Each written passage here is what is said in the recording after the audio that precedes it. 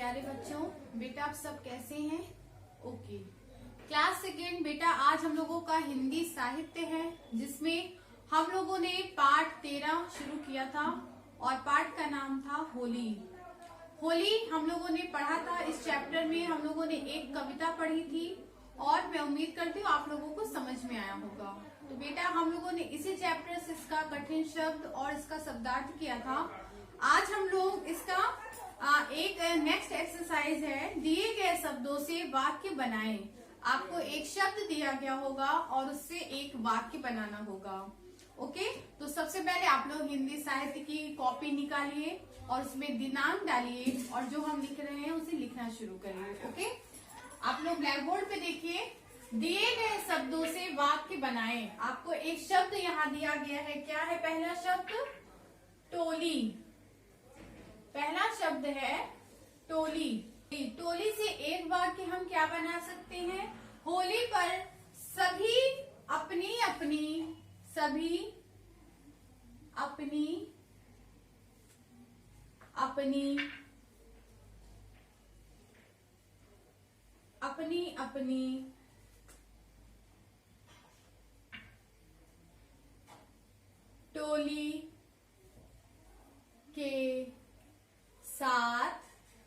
टोली के साथ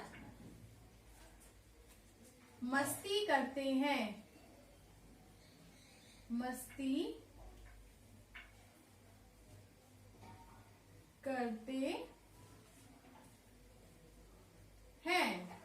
ओके बेटा, जिसमें देखिए हमने एक वाक्य बनाया है टोली से कि होली पर सभी अपनी अपनी टोली के साथ मस्ती करते हैं। हम लोग होली पर अपने अपने साथी संगति जो भी हमारे दोस्त होते हैं उनके साथ हम होली मनाते हैं, मतलब होली में हम मस्ती करते हैं। दूसरा वाक्य हम बना सकते हैं। दूसरा वाक्य है आपका, पहला शब्द है आपका टोली, दूसरा शब्द है आपका पकवान। पकवान से एक वाक्य क्या बनेगा? पकवान से एक वाक्य बनेगा, होली पर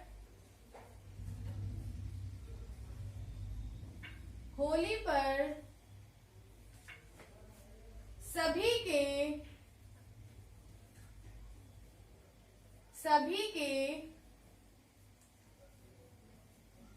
घरों में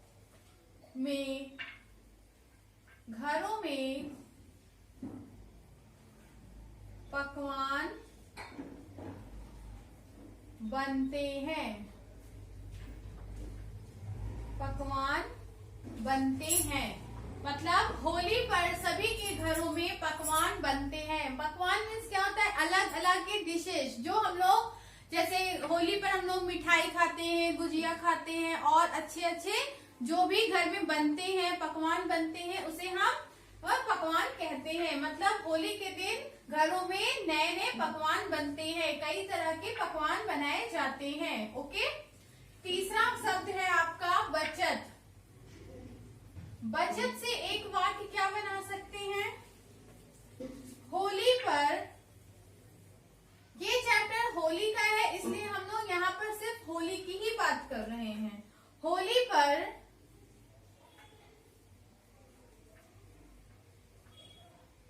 सभी को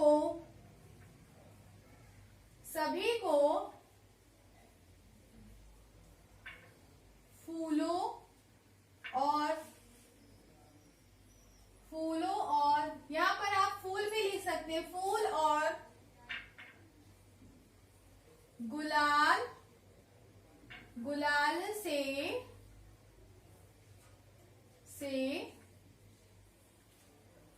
रंग खेलकर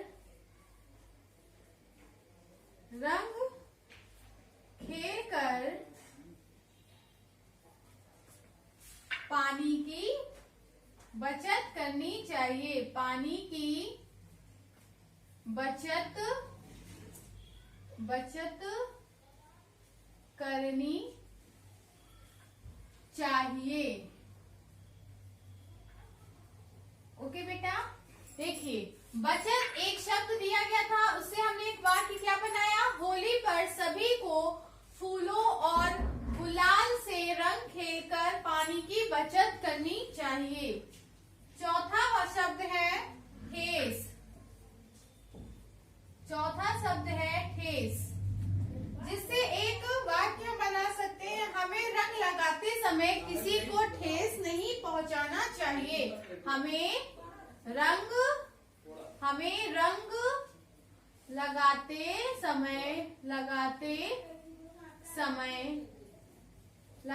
समय किसी को ठेस नहीं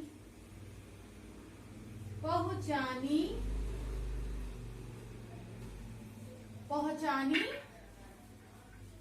चाहिए। ओके बेटा, ठेस से हमने एक वाक्य बनाया, हमें रंग लगाते समय किसी को ठेस नहीं पहुंचानी चाहिए या ठेस नहीं पहुंचाना चाहिए हम लोग लिखेंगे। फिर से देखिए, दिए गए शब्दों से वाक्य बनाए, जिसमें पहला शब्द था टोली। टोली से एक वाक्य हमने क्या बनाया, होली पर सभी अपनी अपनी टोली के साथ मस्ती करते हैं। दूसरा है पकवान। पकवान से एक वाक्य बनाया हमने, होली पर सभी के घरों में पकवान बनते हैं। तीसरा था बचत। बचत से हमने एक वाक्य बनाया, होली पर सभी को फूलों और गुलाल से रंग खेलकर पानी की बचत करनी चाहिए। फिर है चौथा ठेस। ठेस से एक वाक्य बना, हमें रंग लगाते समय किसी को ठेस नहीं पहुंचानी चाहिए। ओके बेटा, अब हम लोग करेंगे सही गलत। ओके, दिए गए वाक्यों में सही और गलत पर गलत का निशान लगाएं। मतलब जो वाक्य आपका सही होगा उसके आगे आपको सही का निशान लगाना है, और जो वाक्य गलत होगा उसके सामने क्रॉस का निशान लगाना है। जिसमें पहला है आपका, हमें मिलजुल कर खुशी से होली का त्योहार मनाना चाहिए। ये वाक्य आपका सही है या गलत है? हमें मिलजुल कर खुशी से होली का त्योहार मनाना चाहिए, ये वाक्य हमारा क्या है, सही। ओके, फिर देखिए दूसरा है, सबको गुब्बारे मारने चाहिए। सभी लोगों को गुब्बारे मारना चाहिए? नहीं, तो ये वाक्य हमारा क्या है, गलत।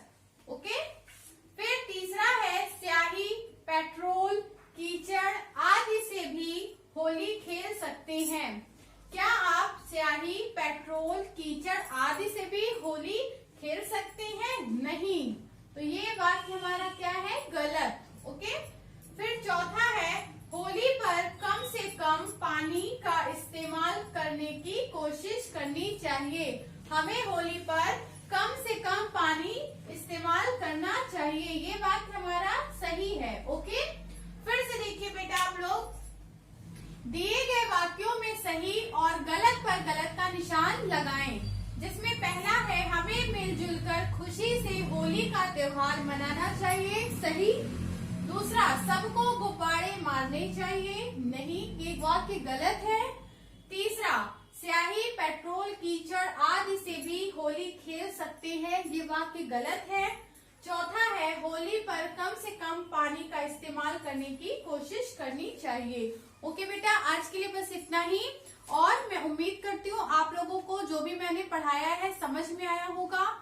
और जो भी चीजें आपको नहीं समझ में आती हैं, आप प्लीज कमेंट बॉक्स में आप अपनी जो भी प्रॉब्लम्स हो उसे आप लिख सकते हैं।